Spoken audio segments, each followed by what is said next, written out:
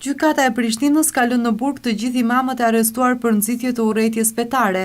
Mes të arrestuarve është lënë në burg edhe imami i Xhamisë së Madhe të Prishtinës, Shefqet Krasniqi, i cili do të qëndrojë në burg bashkë me 13 të dyshuarit e tjerë.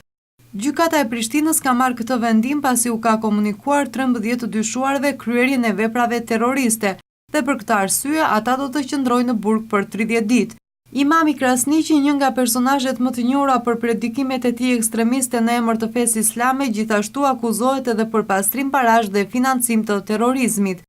Imamët u arrestuan nga policia e Kosovës në një aksion të gjerë të ndërmarrë këtë të mërkurë në disa qytete të vendit. Imamët e arrestuar së bashku me disa të arrestuar të tjerë dyshohen për pjesëmarrje në grupe terroriste, nxitje të urrejtjes, rekrutim për terrorizëm, shtytje për kryerjen e veprimeve terroriste dhe thirrje për rezistencë. Gjykata ka theksuar se çështja është ende nën hetim dhe informacioni zyrtar që mund t'jap ky organ është i kufizuar.